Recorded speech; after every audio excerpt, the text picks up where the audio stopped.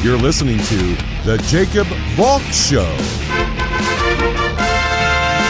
He's breaking down the latest and greatest in sports as only he can. Follow him on Twitter at RealJacobValk. Here he is, Jacob Valk. Hello,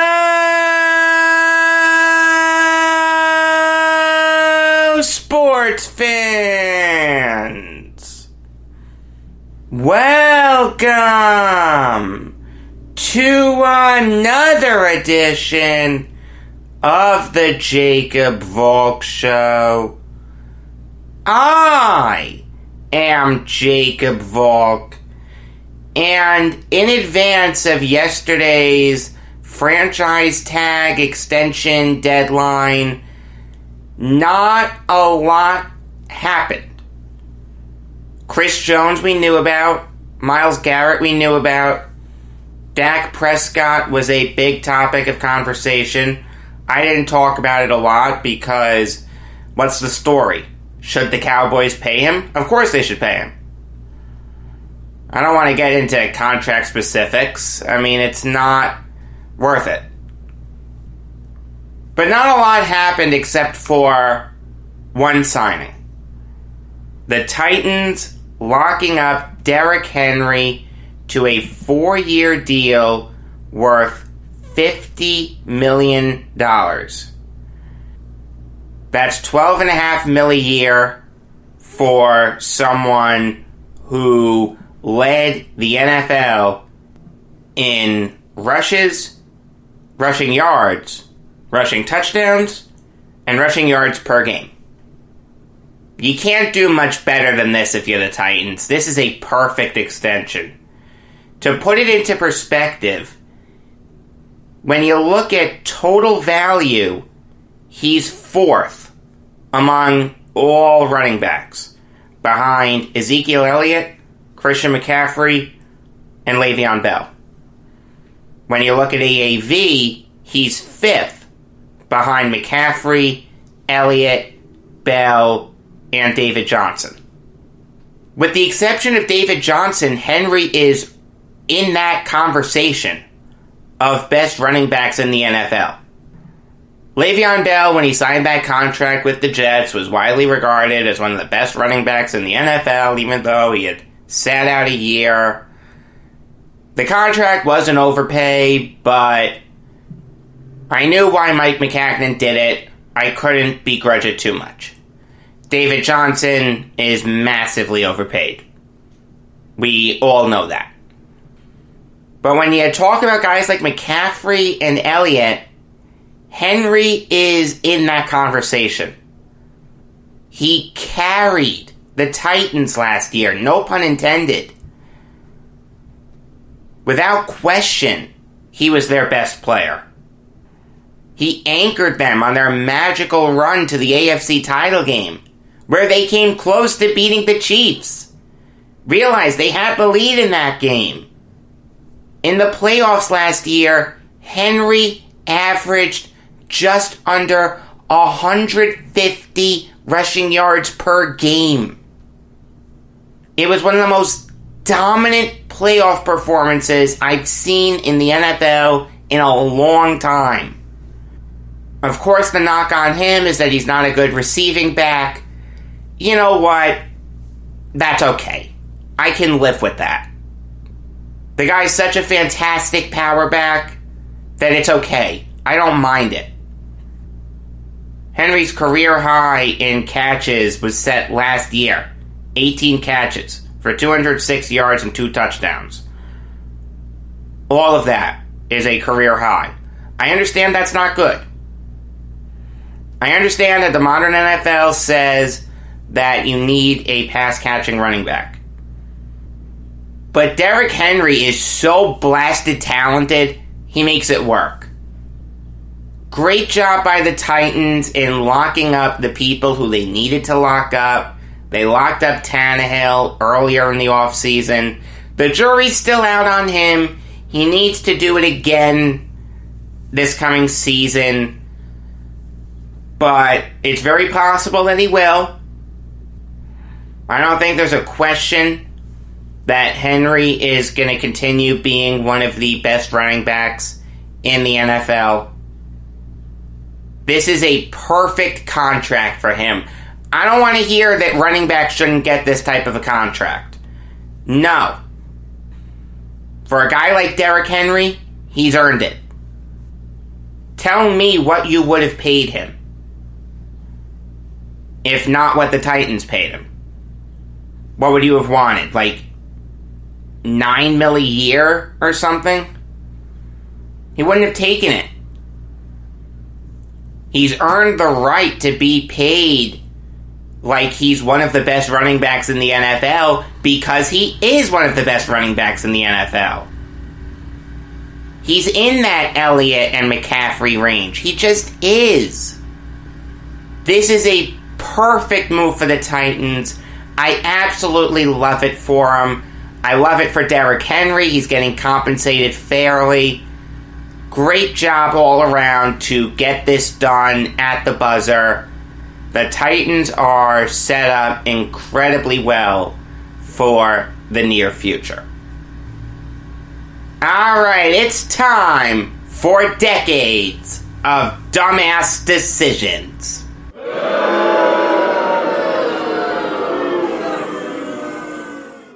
We're on the 7 to 10 matchups now. And for the Yankees, I understand how the 7 seed can be a little confusing. What do you mean by bullpens? The Yankees had the best closer, nay, the best reliever in baseball history. No question. No argument there. But realize something. When I was growing up, go back in time, throughout the 2000s, and even a little bit of this past decade, the Yankees had a lot of really bad relievers. I mean, these were guys who were hyped up as key parts of Yankee World Series winners, and it just didn't work out for whatever reason. Whether it was just they weren't very good in the first place, or Joe Torre massively misused them. That's a big part of it too, but I mean, I'll go through the list. I have it up right now. Guys like Luis Vizcaino, Kyle Farnsworth, Sean Kelly, Scott Proctor. Let's see, who else do we have here? I'm going off of stathead.com right now. Chris Britton, Tyler Clippard, Ron Villone, Felix Heredia, Mark Melanson, Felix Rodriguez, Edward Ramirez, Paul Quantrill, Tanyan freaking Sturts, Sergio Mitre, Sterling Hitchcock, Chris Capuano, LaTroy Hawkins, Damaso Marte. These guys were hyped up as key contributors for the Yankees, and they imploded. Everyone who I just mentioned had an ERA for the Yankees of at least 4.3. And I can tell you, as someone who watched a lot of those games, they lost a lot of games for the Yankees. I don't think I can point to any one specific playoff game that they did. I would need to go back and look. But just as someone who was watching the games, the eye test, it doesn't lie. I can tell you, these guys were abysmal. They were all hyped up to be big contributors for the Yankees and help them win their next World Series. The only way they were winning a World Series was in a video game. Alright? These guys were terrible. And it was funny, I was having this conversation with my father the other day. You know, these guys who I hated growing up, were you that way when you were younger? Did you have players on your favorite team that you just hated? And he said no. It's kind of interesting how things work out like that. Usually when you're growing up, you love everyone on your favorite team, regardless of whether they're good or not. I went the other way with it. I knew the difference between a good baseball player and a bad baseball player. And let me tell you, these relievers that I mentioned were really, really bad. That's going up against the Jay Buhner trade. A trade that was so bad that it was maligned in Seinfeld. For those of you who don't know, Jay Buhner actually played his first 32 MLB games with the Yankees. Now, he wasn't very good. He hit less than 200, with only 3 homers and 14 RBIs. But bear in mind, those seasons took place when he was 22 and 23 years old. Yeah, you're not going to be that good when you're that young. Or at least the odds are you're not going to be that good. It's very rare that you can find someone that talented to come in immediately and dominate. Buhner was traded to the Mariners for Ken Phelps. Phelps was a guy who had some really good seasons for the Mariners, would hit 25 homers, would hover around 240, 260. He was supposed to be a really good DH for the Yankees. Instead, Phelps lasted only 131 games for the Yankees. He had no power whatsoever. He only hit 17 home runs in those games, and he hit 240. It's okay if you're going to hit 240, but you've got to have some power to back it up. Phelps was terrible as a Yankee. Absolutely terrible. I mean, you know it's bad when Seinfeld is ripping you. I don't think you need me to tell you what Jay Buhner became. Big part of those mid-90s to early 2000s Mariners teams that would go on to make the playoffs. Now, they didn't make it any further than the ALCS, but Buhner was a big part of some really good teams. He became a guy who would hit about 270 with 25 to 30 homers, would give you about 80 RBIs, and all the Yankees got was Ken Phelps. When you think of bad Yankees trades, that's probably the first one that comes into your mind. But I'm going to say that the bullpens are worse. And the reason I'm saying that is because Buhner, while he turned into a very good outfielder, he was never great. He only made one All-Star team. He only won one Gold Glove. He was very good. Never great. Key contributor on some great Mariners teams, but he wasn't at that Griffey or Edgar Martinez level.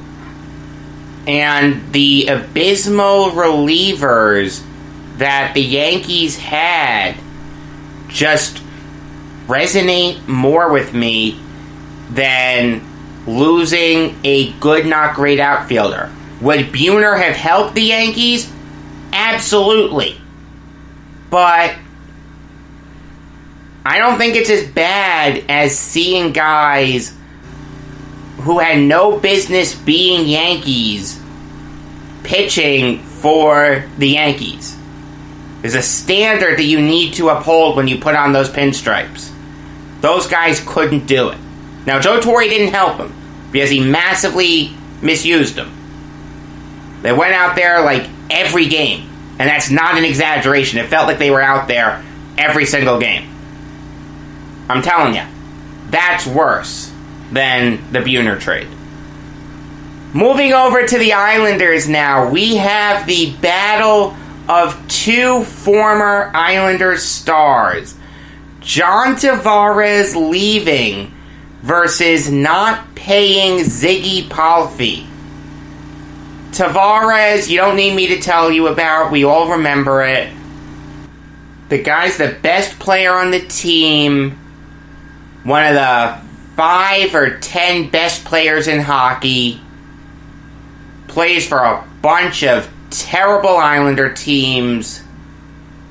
But through it all, he grins and bears it, puts on a good front. He said he didn't want to leave the deadline before, but then he went to the Maple Leafs.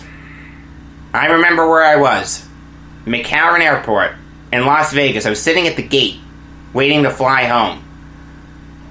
I'm scrolling through Twitter and I see Tavares signs with Leafs. I scream at the top of my lungs, "No!" And my dad, as he's walking through the terminal, has food in his hands, and I just scream out, "Dad, Tavares to the Leafs." And I'm just hanging my head. I mean, I knew he was going to leave. And I didn't begrudge him for leaving. Did it hurt that he left? Absolutely. But this is a guy who was lied to for years by the Islanders. We're going to put a good team around you. Don't worry. You know, we're going to make a legitimate go at this thing. Instead, they were abysmal. John Tavares only won one playoff series with the Islanders. And if you can't see that he's the type of player with the talent to be the best player on a Stanley Cup winning team, you need to clean your glasses. Instead, the Islanders squandered some of his best years. Of course he's going to leave. After the draft, I knew he was going to leave. Guys like Erik Karlsson and Philip Grubauer and Ryan O'Reilly were available for Lou Lamoriello to trade for. Instead, he uses his 2 first-rounders on Oliver Wahlstrom and Noah Dobson. Nothing against Wahlstrom. I need to see more from him. Dobson, I'm skeptical of, but there's certainly time for him to prove me wrong. You can't tell me that the Islanders wouldn't have been better off trading those picks for a bona fide superstar to convince Tavares to stay. In my opinion, if the Islanders had gone all in at that draft instead of picking Wahlstrom and Dobson, John Tavares would still be an Islander. And the reaction among the fans was terrible. Calling him Benedict Arnold, calling him Pajama Boy, throwing stuff at him his first game back at the Coliseum. I was there. I mean, the reaction among Islander fans, this guy was one of the best players in the NHL when he was with you. This guy gave his heart and soul to a team that lied to him year after year after year. This guy was doing all he could to win a Stanley Cup, and who were his best line mates? Matt Molson and Kyle Okposo? I got news for you. Those guys cannot be first liners on a Stanley Cup winning team. I mean, I've said this 100 times. I'm tired of repeating myself. Don't blame John Tavares for leaving. Blame management for not giving him a reason to stay. That may sound like fortune cookie talk, but think about it for a second.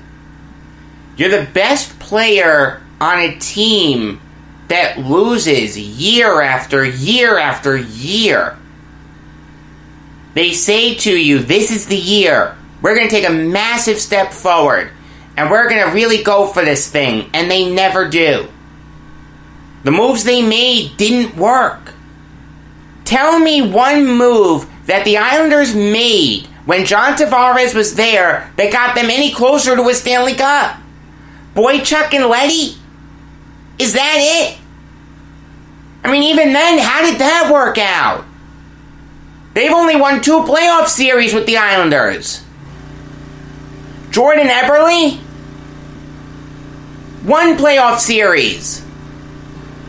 I'm not saying they're bad players, but the point of training for them was to go on deep playoff runs. The Islanders didn't. The Islanders gave John Tavares 0 incentive to stay. Yeah, they offered him a ton of money, but the guy wanted to win. The Leafs offered him a better chance to win at the time. Now, that decision's looking suspect. And look, I was happy to see the Islanders go further than the Leafs last year. Alright, I want the Islanders to win a Stanley Cup before the Leafs. But I'll tell you, if the Leafs win a Stanley Cup before the Islanders, no one in this state will be happier for John Tavares than me. The guy deserves it. And shame on Islander fans for not realizing it. Worst fans in sports, I'm telling you. That's going up against not paying Ziggy Palffy. Notice how I phrased this. Not Ziggy Palffy trade. Not paying Ziggy Palffy.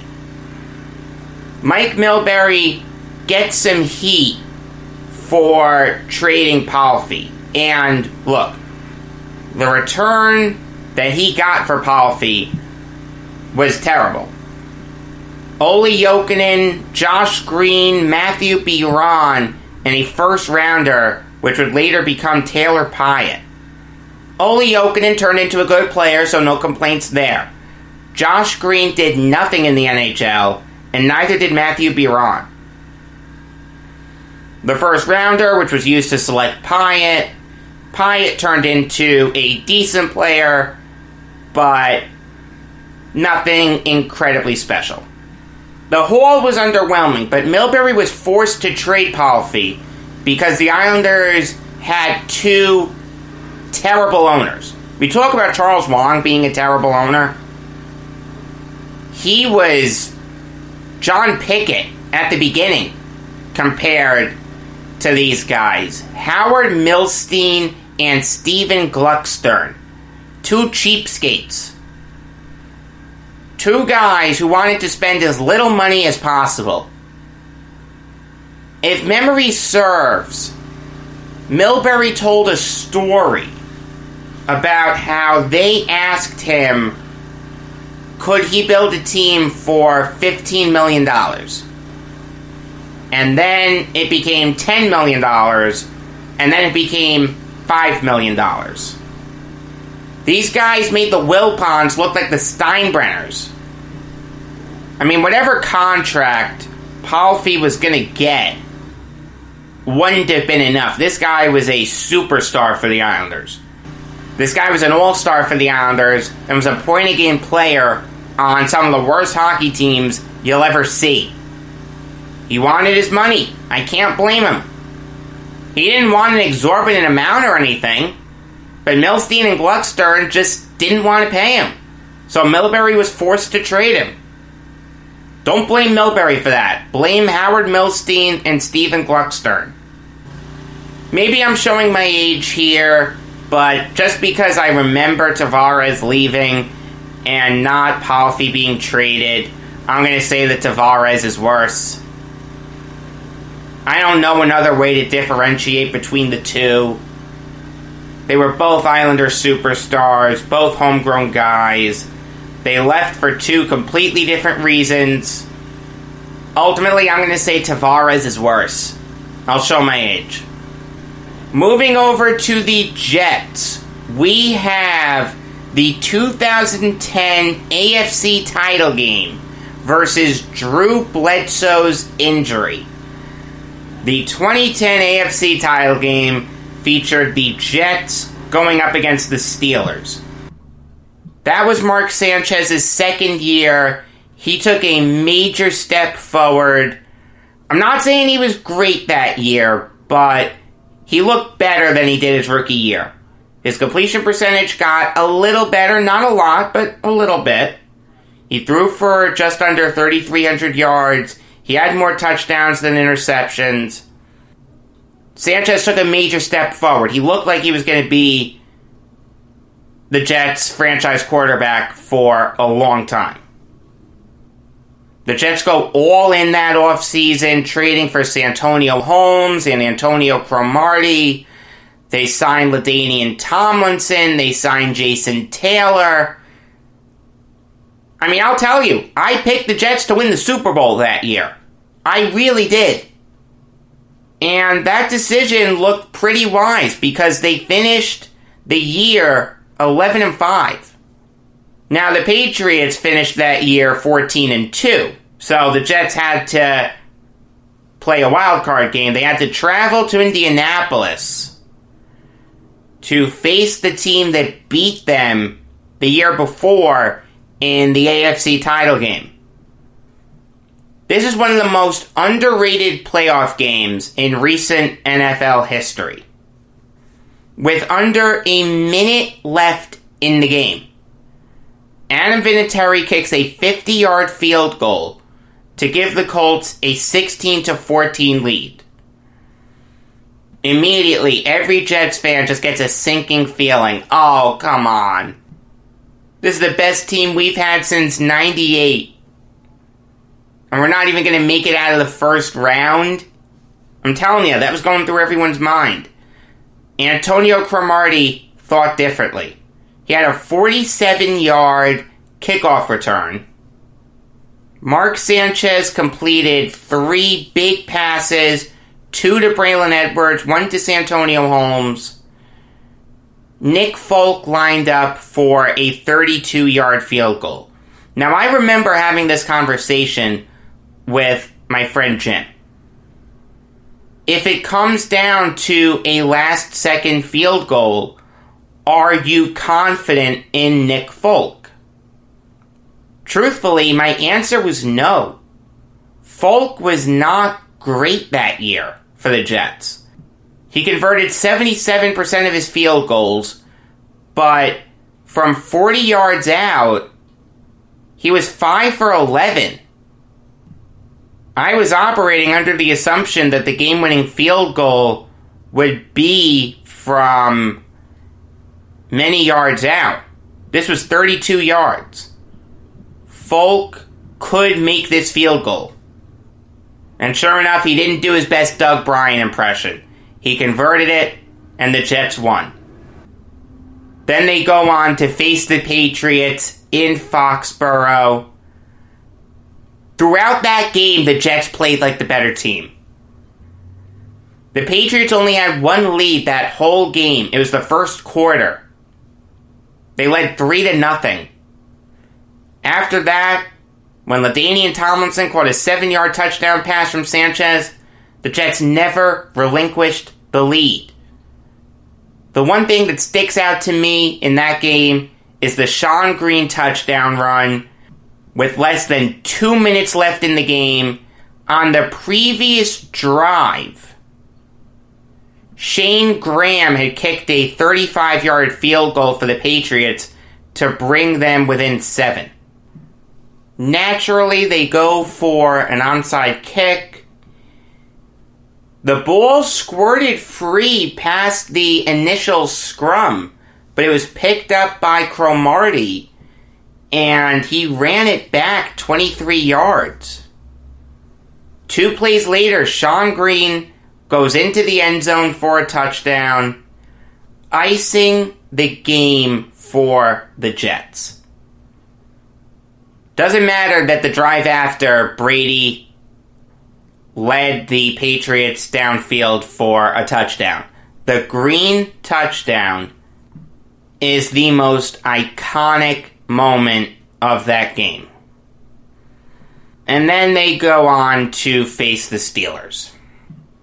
You remember how I said the Jets thoroughly outplayed the Patriots in the divisional round? The Steelers thoroughly outplayed the Jets. By halftime, it was 24-3 Steelers. The Jets looked lifeless. They were anemic. They couldn't get anything going. It was so painful to watch. the Jets had 4 drives prior to the drive that made it 24-3. In those 4 drives, they only had 16 offensive plays. The word lifeless may be an understatement to describe how bad the Jets were in that first half. But one thing I'll say is, in the second half, the Jets played with some energy. They outscored the Steelers 16-0. It was just too little, too late. They couldn't overcome the bad first half, and the Steelers went on to win 24-19 en route to losing to the Packers 31-25 in Aaron Rodgers' only Super Bowl win up to this point. That's going up against the Drew Bledsoe injury. As we all know, Drew Bledsoe was the Patriots' starting quarterback before Tom Brady. Bledsoe's last game as Patriots starter took place on September 23rd, 2001. It was against the Jets. Mo Lewis injured him on a sack. In comes Tom Brady, and the rest is history. After starting the season 5-5, the Patriots would win their last 6 games in the regular season. They beat the Raiders in the Tuck Rule game. They beat the Steelers in the AFC title game, and they would beat the Rams in the Super Bowl, starting one of the greatest dynasties in sports history. But the 2010 AFC title game is worse. The reason being, you can't criticize Lewis for injuring Bledsoe. I'm not saying that Lewis did it on purpose or not. But there wasn't a Jets fan on earth, or anyone for that matter, who thought that Tom Brady would win 6 Super Bowls for the Patriots. I mean, we all know the story. This guy was a scrawny 6th rounder out of Michigan.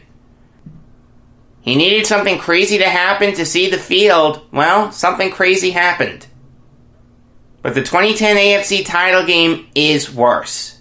You can't blame the Jets for starting the Patriots dynasty.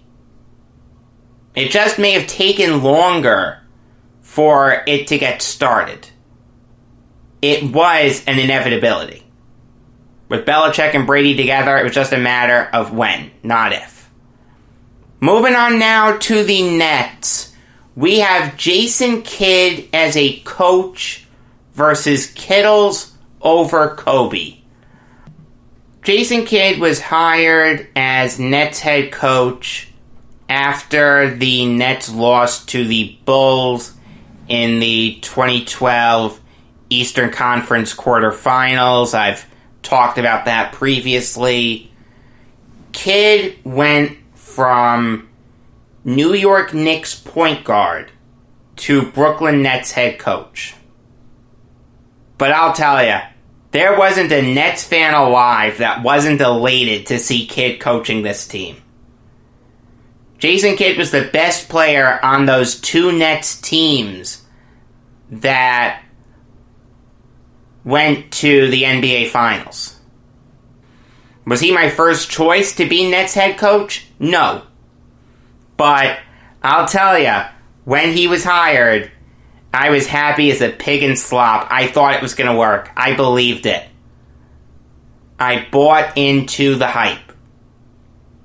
As we all remember, the Nets went all in that year. That was the year of the Pearson Garnett trade. They signed Sean Livingston, Andre Blatch, Andre Kirilenko, and Allen Anderson. The Nets get off to a rocky start, but Kidd eventually rights the ship, when Brook Lopez got hurt, the Nets went small. Their starting lineup became Deron Williams, Sean Livingston, Joe Johnson, Paul Pierce, and Kevin Garnett, and that worked. Give Kidd credit for that, but don't give Kidd credit for some of the other stuff he did. If you'll recall, at the end of a close game against a Western Conference team, I think it was the Suns? I don't remember what team it was, but Jason Kidd said to Tyshawn Taylor, a former Nets point guard, "Hit me." Kidd was holding a cup of water. So when Taylor bumped into Kidd, the water spilled. So they had to clean up the wet spot. Meanwhile, the Nets got to draw up a play. Kidd was fined for that. You can't do that. I mean, it was comical. The Nets spent a bunch of money to bring in Kidd's former head coach, Lawrence Frank, to be his lead assistant. Frank was going to run the Nets defense. They paid him, I think, $1 million a year. I mean, it was insane what they paid him. He didn't last that long with the Nets the second time around. He was reduced to writing daily reports. God only knows what that meant. It was a bad look. It was not a good time. But again, give Kidd credit for going small. Andre Blatch had some attitude issues. Kidd corrected it. The Nets went up against the Raptors in the first round that year.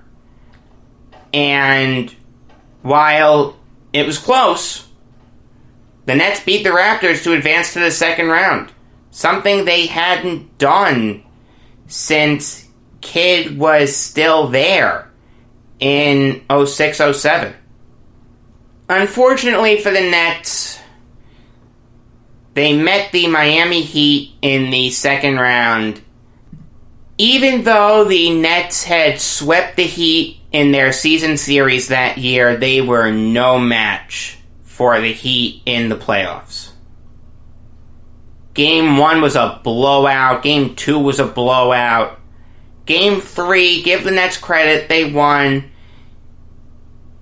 Games 4 and 5, they played the Heat tough, but the Heat were the better team all throughout that series. It was tough, but there was optimism. It seemed like Kidd was going to work out as a coach. They had a core that had proved that they could win some playoff games. They had an owner that was willing to spend a lot of money. Then Kidd blows it all up. He goes to the Nets hierarchy and says, "I want a title over Billy King, Nets GM."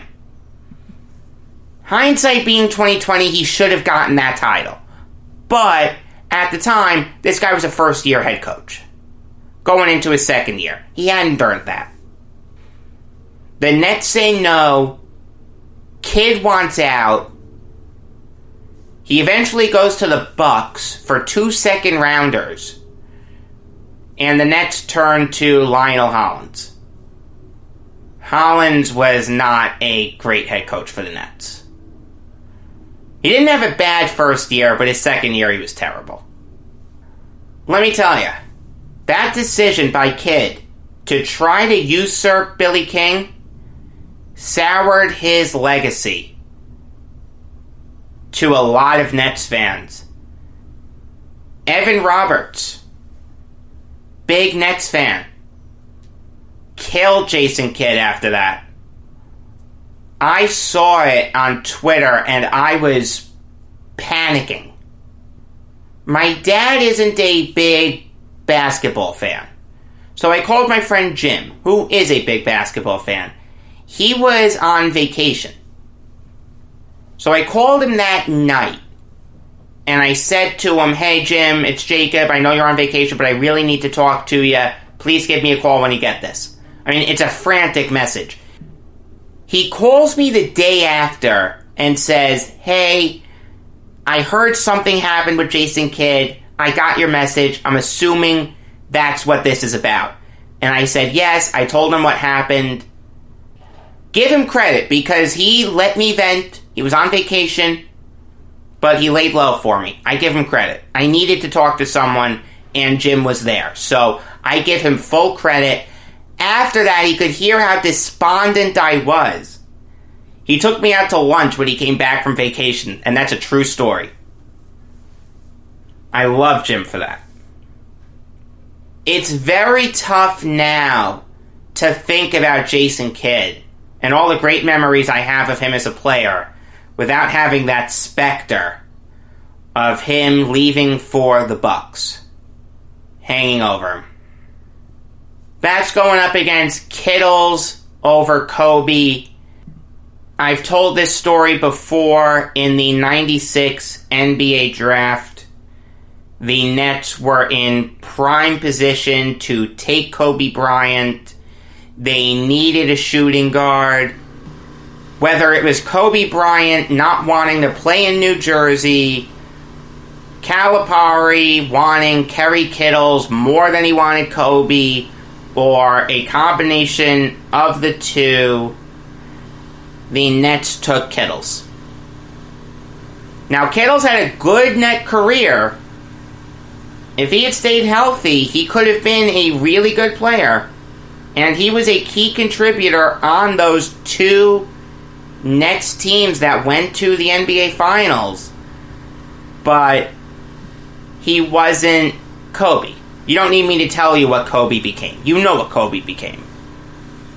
As much as I liked Kerry Kittles as a Net, and I've met him, really nice guy, the decision to not take Kobe Bryant is worse than what Jason Kidd did as a coach. I mean, if Kobe becomes a Net, the Nets win the 2002 NBA title, and probably 2003. They may even win more. One of the biggest what-ifs in Nets history.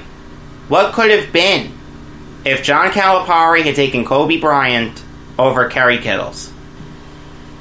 Until tomorrow, I am Jacob Valk saying that Bill Dickey wasn't just a catcher. He was a whole ball club.